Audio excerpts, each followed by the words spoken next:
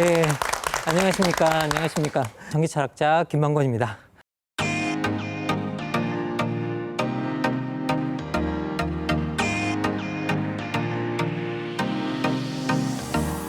사실 저는 어릴 때부터요, 스포츠를 너무 좋아했습니다.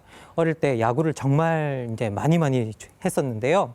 제가 12살이 되던 해에 출범했던 이게 프로야구 덕분이었습니다. 어릴 때 여러분 다 그런 경험이 있으시라는 생각이 들지만 자신이 응원하는 팀을 위해서 그 야구장 그물에 매달려가지고 막 울고 웃던 그런 기억이 납니다.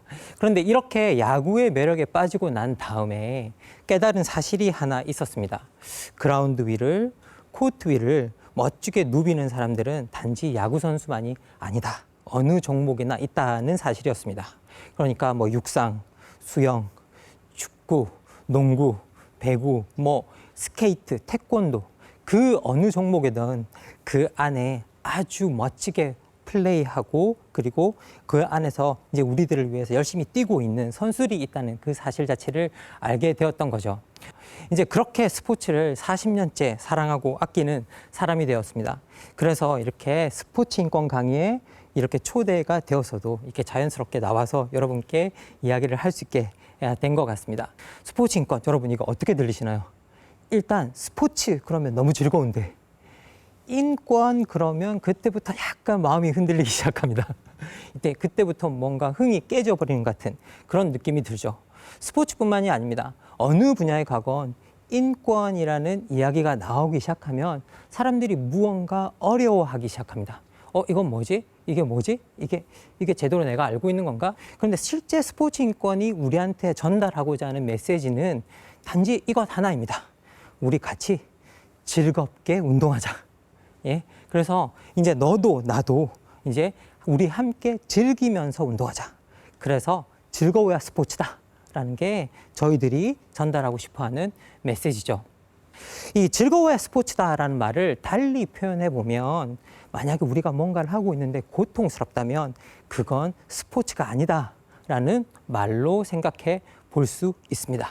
그런데 많은 선수들이 이런 훈련 과정에서 물리적, 언어적 폭력에 시달리고 있다. 더 이상 즐겁지 않은 운동이다라고 이야기를 하고 있는 거죠. 그리고 즐겁지 않은 것을 넘어서 난 너무 고통받고 있다. 이렇게 호소하는 사람들이 나오고 있습니다. 조금은 부끄러운 이야기지만 우리나라 같은 경우에는 1980년대까지만 해도 인권 침해가 사회 곳곳에서 일어나고 있는 심각한 인권 침해 국가 중에 하나였습니다. 심지어 시민들을 보호해야 되는 경찰, 검찰까지도 부당하게 그 힘을 행사해서 사람들이 고통받는 일이 일어나고 있었습니다. 그러면 우리는 이렇게 이야기할 겁니다. 부당하게 사람에게 인격에 해를 입히지 않는 것, 그런 거 어떻게 시작할 수 있을까? 이렇게 물을 수 있을 것 같아요. 그런데 어떤 사회에서 인격을 부당하게 침해하지 않는다, 인권을 침해하지 않는다고 했을 때 어느 분야에나 그 출발점은 똑같습니다. 어떤 이유로든 사람이 상처받을 수 있는 말을 해서는 안 된다. 어떤 이유로든 사람을 때리지 마라 라고 이렇게 이야기하는 거죠. 1987년 이후 우리나라에서 민주화가 되고 그 민주주의가 자리 잡으면서 이런 기본적인 원칙이 사회 곳곳에 전해졌습니다. 이제 검찰도 경찰도 범죄자라고 해서 부당하게 폭력과 모욕을 쓸 수는 없는 그런 국가가 되었습니다. 그 기본적인 원칙을 지키고 있음에도 불구하고 유독 한 분야에서 이게 잘 작동하지 않는 분야가 있습니다. 그 분야가 바로 스포츠 인권 분야입니다. 왜 스포츠에서만 이렇게 제대로 자리를 잡지 못하고 있는 것일까? 우리가 한번 생각해 보아야 될 것 같습니다. 국가인권위원회가 이렇게 스포츠 인권을 심각하게 다루고 있는 이유, 제가 생각해 볼 땐 올림픽 금메달을 딴 선수와 관련된 폭행 사건 때문이 아닐까. 우리에게 그런 큰 기쁨을 주고 우리의 사랑을 잔뜩 받는 한 나라를 대표하는 선수였음에도 불구하고 코치에게 무차별적인 폭행을 지속적으로 당하다니. 다른 분야와 달리 아까도 말씀드렸지만 왜 스포츠 분야에선 여전히 때리지 말라, 모욕을 가하지 말라는 이 작은 원칙이, 주된 원칙이 인권의 주제가 여전히 되어야 하는 것일까요?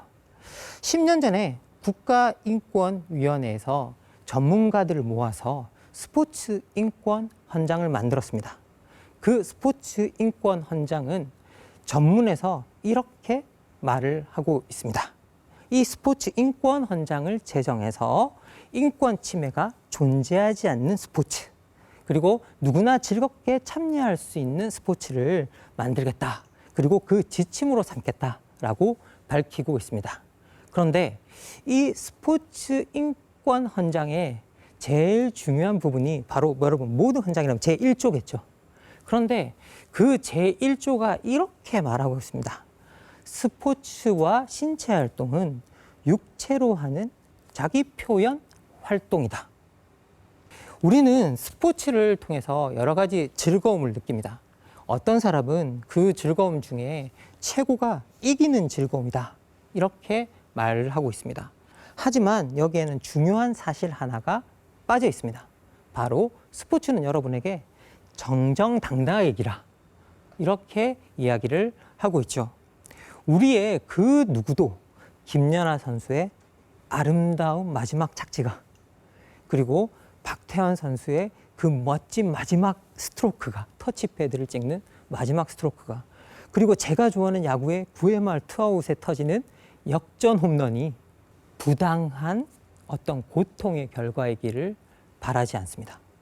모두가 다 그것이 스스로 견뎌낸 인내의 결과물이길, 그리고 더 나아가서 주위 사람들이 만들어낸 존중의 결과물이길 바랍니다.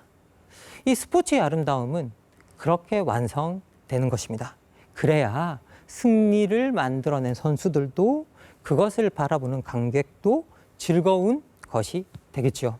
오랫동안 스포츠를 지켜본 스포츠 애호가로서 저를 정말 기쁘게 하는 한 장면이 있습니다. 정말 치열한 경기 끝에 승자와 패자가 딱 나와서 서로 마주보면서 서로 웃으면서 손을 마주잡는 장면. 예, 그런 장면을 보면 여러분도 마찬가지일 겁니다. 저도 웃음이 막 입가에 번지죠. 그래서 스포츠 인권은 사실 우리한테 그런 장면을 통해 이렇게 이야기하고 있는 것입니다. 승자와 패자 모두가 즐거워야 된다. 그래서 즐거워야 스포츠다. 이렇게 이야기를 하고 있는 거죠. 스포츠 인권은 단연코 이게 스포츠냐 인권이냐라고 하는 양자간 선택의 문제가 아닙니다.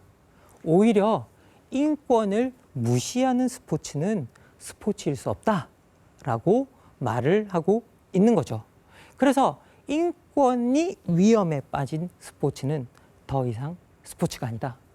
그것은 그때부터 폭력이고, 그때부터 누군가에 대한 모욕일 수 있다라고 이야기를 하고 있는 겁니다. 이제 우리 스포츠도 폭력과 모욕이라는 하고는 너무 초보적인 이런 인권의 단계에서 벗어나서 장애인, 여성, 일반인들 그 누구라도 언제 어디서나 자유롭게 신체 활동을 즐길 수 있어야만 한다라고 하는 그 스포츠 인권의 진정한 정신으로 그 단계가 이제 옮겨가야 된다라는 생각이 듭니다. 그렇게 모두에게 스포츠가 권리로 확장이 될 때 즐거워야 스포츠다라는 그 스포츠 인권의 정신이 이 세상에 자리 잡게 될 것이다라는 그렇게 생각이 듭니다. 자, 그리고요, 스포츠 인권이 이렇게 자리 잡는다면 이제 즐거워야 스포츠다가 아니죠. 스포츠는 즐거운 것이 되어서 이제 우리 옆에 자리 잡게 될 것입니다. 여러분 기억나시죠? 소치 올림픽 쇼트트랙 여자 3000m 계주 결승, 예, 마지막 바퀴에서 바깥으로 치고 나가던 그 선수의 놀라웠던 스피드, 예, 그 놀라운 스피드로 우리 인권도 뒤떨어진 부분을 따라잡을 수 있었으면 좋겠다라는 생각이 듭니다. 그렇게 그 스피드로 따라잡아서 스포츠가 모두에게 즐거운 것이 되는 그날까지 모두 함께 즐거워야 스포츠다. 이렇게 말씀드립니다. 감사합니다.